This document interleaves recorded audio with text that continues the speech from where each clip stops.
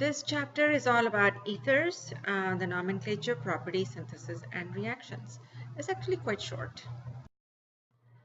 The ether functional group is represented by oxygen in the middle and two carbon groups on either side of it. So this is called like an internal group, okay, where something is in between two carbons.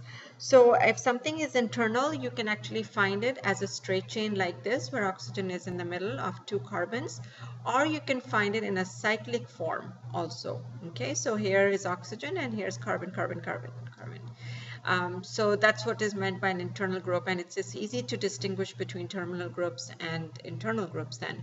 So in any case, ether functional group is between two carbons. There is also the sulfides, in which case you have sulfur instead of the oxygen, okay, but we're not going to be talking about thiols or sulfides. We are going to limit ourselves to just ethers, just oxygen. So here are three ethers, examples given over here. The diethyl ether, anisole, which is methylphenyl ether, and then tetrahydrofuran. We're going to go over nomenclature. So here is nomenclature. Generally what happens is that if you have a small ether, you would name whatever is on either side of the oxygen in alphabetical order. But if you have a long chain present in there, then you would name the ether part with the oxygen as an alkoxy substituent. Okay, we'll go over that in a second also, but in any case, the first thing is if you have a small ether. So for example, in this case, okay, which is a small ether, here's the oxygen. You look at what is on either side of the oxygen. So here is a methyl group and here is an isopropyl group. So this is isopropyl methyl ether going alphabetical, okay, not just the way it's written, but alphabetical. Here is ethyl phenyl ether. Okay, so ether is in the middle and ether is in the last name, which is perfect then, because then it tells you right away that you're dealing with ethers as a functional group. Here is diethyl ether. So here you have oxygen in the middle and two ethyl groups on either side. So it's called diethyl ether, not ethyl ether. Okay, diethyl ether. The other name for this one can also be ethoxyethane. Okay, and ethoxy comes from the fact that you can have alkoxy substituent. So this is ethoxy right here. So eth standing for two carbons and then oxy standing for the oxygen. So ethoxy, and then here's your base chain, which is ethane in this case. Now in this case, your both carbon chains are the same size, okay, so it doesn't really matter. But if your chains were different sizes, then you would have the smaller one as the alkoxy and the longer one as the base name. Okay, so for example, over here, where you have this ethoxy group here, so it's much better to name this as a substituent rather than trying to figure out what is this whole thing called over here. And then you know this is ethyl, so you want to call this whole thing ethyl ether, but this whole thing ethyl ether is not going to work, so it's much better to call this small functional group over here as ethoxy. Okay, and so you would call this as trans 2-ethoxy cyclohexanol, and it's 2-ethoxy because alcohols still take preference, and it's trans because the relationship between the alcohol group and the ethoxy group is trans, okay, opposite to each other. So this is how you would name alkoxy groups. Okay, here is another one which you can name two ways. All right, so without looking at the names right now, just follow my little red pointer. So here is a methyl group, okay, and on this side is a T-butyl group. Okay, so T-butyl methyl ether. On the other hand, you can also have a long chain. So for example, 1, 2, 3. This is a long chain.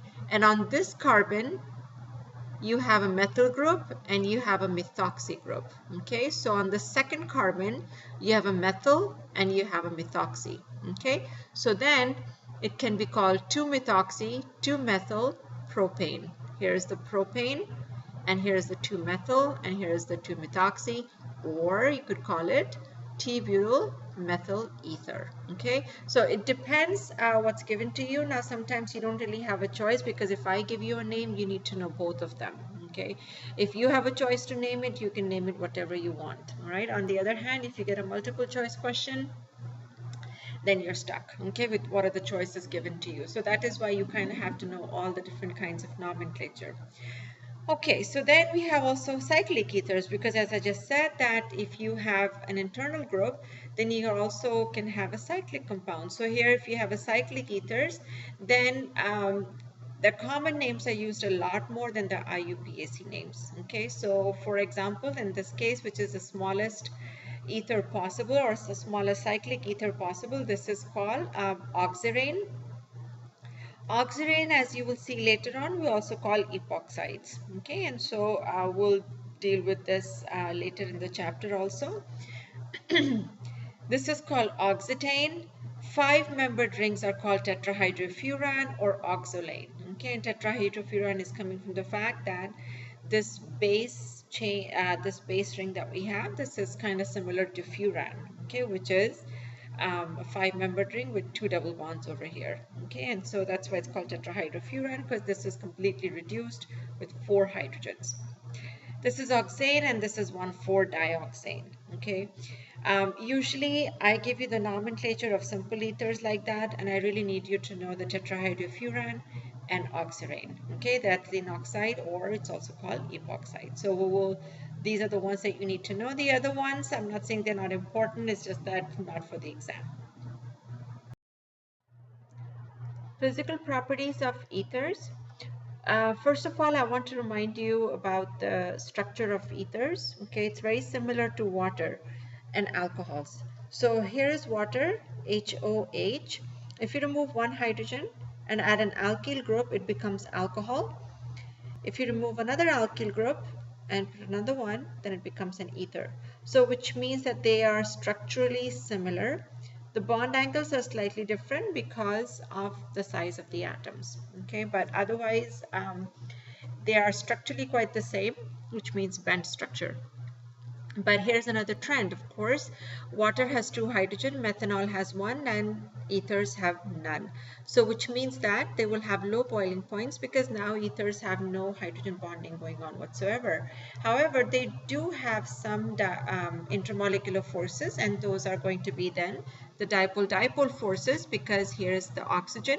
And remember, the structure is bent, and if it is bent, then you will have some dipole moment. Okay, so for example, if you look at the diethyl ether here, dimethyl ether here, they have very small amount of dipole moment. Okay, and so that's that causes them to have some dipole-dipole forces.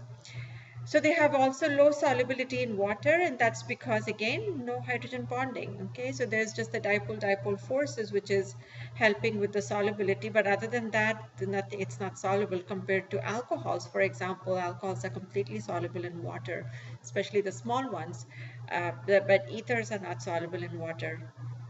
And the other interesting thing about ethers is that they actually have very nice smelling compounds. Okay, very sweet smelling compounds. But one has to be very careful of ethers, okay, because of their low boiling points. They're highly flammable, okay, and they're always evaporating, which means they're vaporizing all the time. And so it means that sometimes you end up having a lot of ether vapors in the lab or wherever you're working. So you really have to be very careful of fires, because as any organic compounds, all ethers are going to be flammable. So one has to be really very careful with ethers. So here is a little comparison of boiling points. So as I just said, water to methanol to dimethyl ether, we have loss of hydrogen bonding. So here we don't have methanol, but we have water. And then ethanol, methanol, not that far away from boiling points. And then here's dimethyl ether, which is the minus 25, okay, which means it's actually very, very low boiling point. Okay, so it's even a gas. And then here diethyl ether is 35 degrees centigrade, which really on a hot day, especially in a place like India, in a hot day, or even in Florida, for example, it will be evaporating. All right, so these are some of the boiling points. Here is tetrahydrofuran, which, as I said to you, is a cyclic ether. Internal ether, of course, cyclic, and that has a boiling point of 66, which is a lot higher than 35. So that's really helpful as far as using tetrahydrofuran is concerned in a lab. Some of the applications of ethers, by far the most common application of ethers is as a solvent. And its application as a solvent comes from the fact that they're very unreactive. They don't do anything. They don't react with anything. Yeah, you have something to look forward to. We have hardly any reactions to do either. But they are so unreactive that you can actually use them as solvent, which is a perfect quality for a solvent. The other thing about them that's really fantastic is that because they have this non-polar nature, uh, especially compared to alcohols, they can dissolve more of the non-polar compounds, which is really all organic compounds. Alcohols are also very good solvents. That's why we are comparing them over here. But ethers make for better solvents for organic compounds because most organic compounds are going to be non-polar. Tetrahydrofuran is a very, very common lab solvent. You will find that in almost all organic labs. It has a little bit higher boiling point, remember 65 as we just saw. And so you can do reactions at a higher temperature. So for example, tetrahydrofuran is almost comparable to ethanol, okay, or methanol as a solvent. So they're very good solvents. The other application of ethers is as crown ethers, which is a cyclic ether like this, if you look at this, all right? So this is called 12 crown 4. 4 is coming from the fact that you have these 4 oxygens, 12 coming from the fact that you have a total of 12 atoms in this ring. And this is called a crown because yes, you can keep this on your head and become a king or a queen. All right, just kidding. All right, in any case, these are these different crown ethers which have different number of oxygens, okay, in them, which means different number of ether groups in them. And so what they create is this kind of a cavity within them, and this cavity is then used to pick up metals, okay. And again, remember, because of these oxygens are negatively charged, and so they can actually bind very well with positively charged cations. So they are very good for solvating these different kinds of ions. So depending on what kind of ion you're working with, you will make that kind of a crown ether. So small ones versus big ones. And these are also called chelating agents in one way because you can actually put crown ethers in a solution and trap a certain kind or a size of metal ion. These are also very good as phase transfer catalysts. And phase transfer catalyst is something that can take something from one solvent system to another solvent system. Now remember, we just talked about the physical properties of ethers, where ethers are very nonpolar, and that is because of all of these carbon groups. But they're also slightly polar because the more oxygens you have, the more dipole moment you have, the more soluble it will be in water, okay, or a more polar phase. And so therefore what you can do is you can trap some reagent that you want to work with, and then you can use as a phase transfer catalyst. So which means you can use water as a solvent in this case, and a very small amount of organic solvent to dissolve your organic substance, and a large amount of water to deliver your reagent, okay, in there. So the phase transfer catalyst will then keep going back and forth from the organic phase to the polar phase, to the water phase, and keep taking the reagent. Okay, so these are also used very commonly as phase transfer catalysts. The last but not the least application of ether is as an anesthetic agent. It was first used as an anesthetic agent as late, well, I guess, or early as 1840s. Ethers were discovered before 1840s, but their use as anesthetic agents was only around 1840s. And the first use was to take out a tooth. Thank God for that, okay?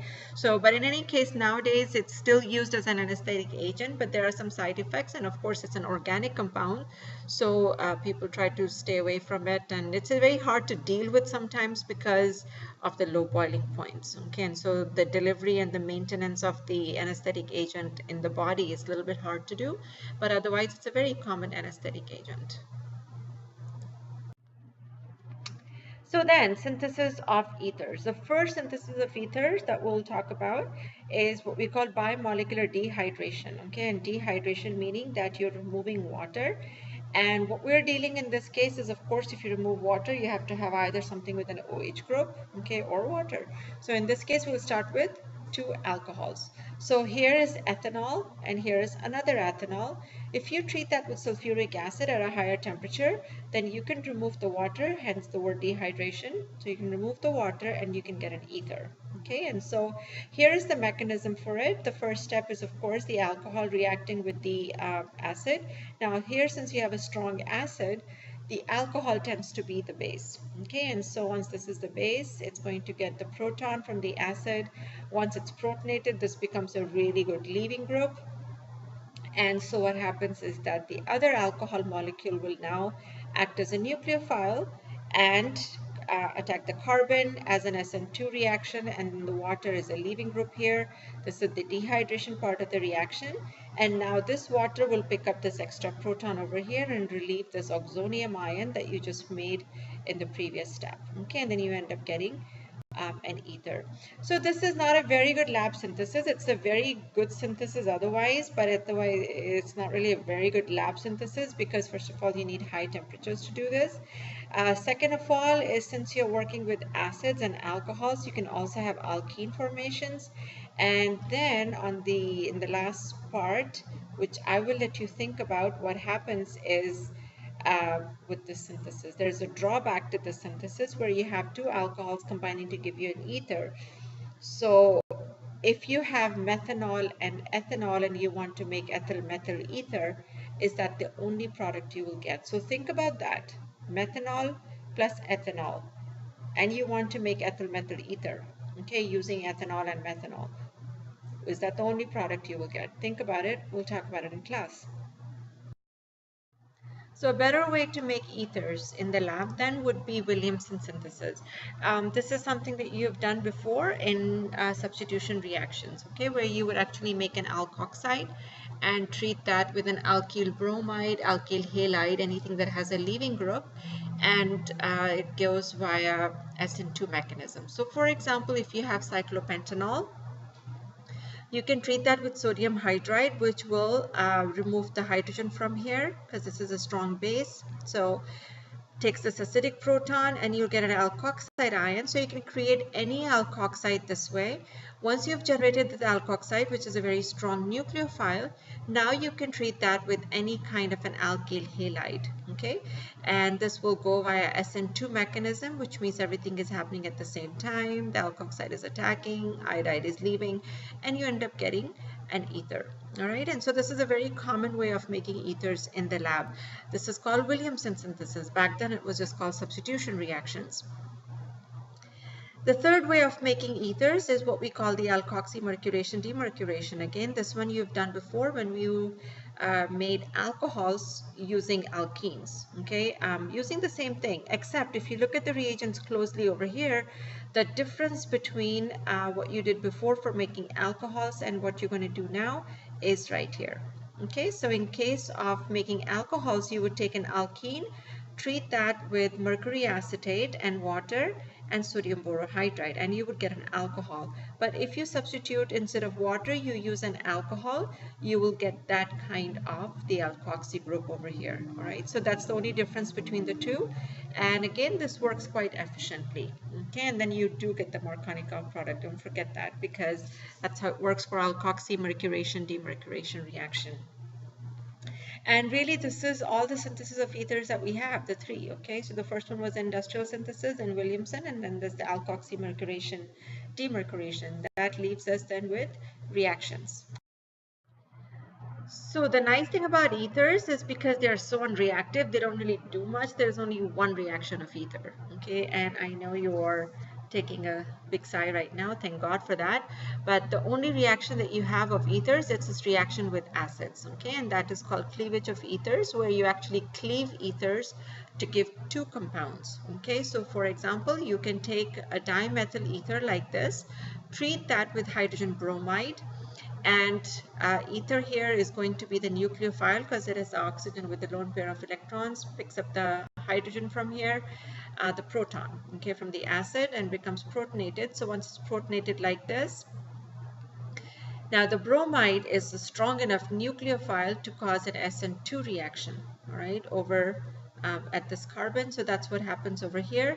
So once that happens, this is the leaving group, which is an alcohol, which sounds really weird, but remember, this is an acidic medium, okay? And so this is the leaving group over here. This reaction then repeats itself, which means that once more this alcohol will protonate, and once you get the oxonium ion, again a bromide ion will come and then remove the group, okay, from here, which will be then the water group, and then here you will have methyl bromide. So this is a cleavage of ether, and if you use excess of HBr, HCl, HI or whatever, you will end up getting 2 alkyl halides from either side of these, and then plus water, okay, from the oxygen over here. So most of the time when you see a cleavage reaction of ether, you should just take it to the max, which means that you should just take it to 2 alkyl halides. So in conclusion, yeah, really short topic over here with these ethers. You have to know the nomenclature, the physical properties. You should be able to compare physical properties across different functional groups. You should definitely know the Williamson synthesis. The Williamson synthesis is kind of critical for ethers. You have to know what is the best way to make an ether. And then of course there's only one reaction, okay, for ethers, that's the cleavage.